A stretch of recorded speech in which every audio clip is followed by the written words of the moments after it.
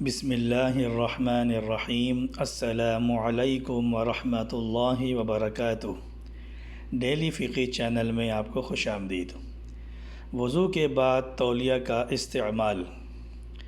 سوال یہ ہے، کیا وضو کے بعد ہاتھ اور چہرہ کسی کپڑے سے خشک کر سکتے ہیں یا نہیں؟ اس کا جواب ہے ہاں، یہ جائز ہے، اس میں کوئی مضائقہ نہیں۔ رسول اللہ صلی اللہ علیہ وسلم سے وضو کے بعد کپڑے وغیرہ سے اعضائے وضو خشک کرنا ثابت ہے۔ چنانچہ ام المؤمنین حضرت عائشہ صدیقہ رضی اللہ تعالی عنہا سے مروی ہے، رسول اللہ صلی اللہ علیہ وسلم کے پاس کپڑے کا ایک ٹکڑا تھا جس سے وضو کے اعضاء خشک کرتے تھے۔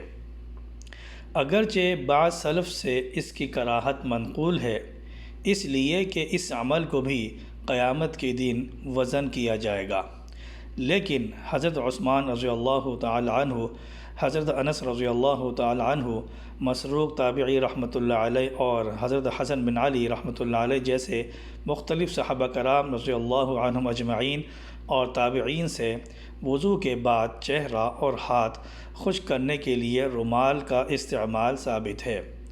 بلکہ ایک روایت میں یہ ہے، اگرچہ وہ ضعیف ہے، نبی کریم صلی اللہ علیہ وسلم کے لیے بھی ایک کپڑا خاص تھا جس سے آپ صلی اللہ علیہ وسلم وضو کے بعد چہرہ اور ہاتھ خشک کرتے تھے۔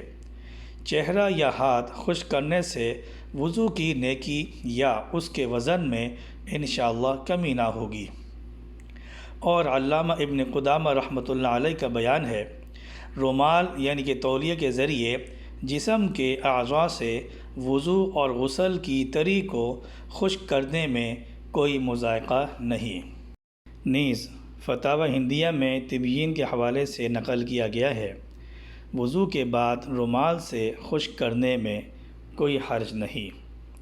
امید ہے آپ کو ہماری یہ ویڈیو پسند آئی ہوگی۔ پسند آنے پر ہماری ویڈیو کو لائک کریں اور اپنے دوستوں کے ساتھ اس کو لازمی شیئر کریں اور ہمارے چینل کو سبسکرائب کریں۔ السلام علیکم ورحمۃ اللہ وبرکاتہ۔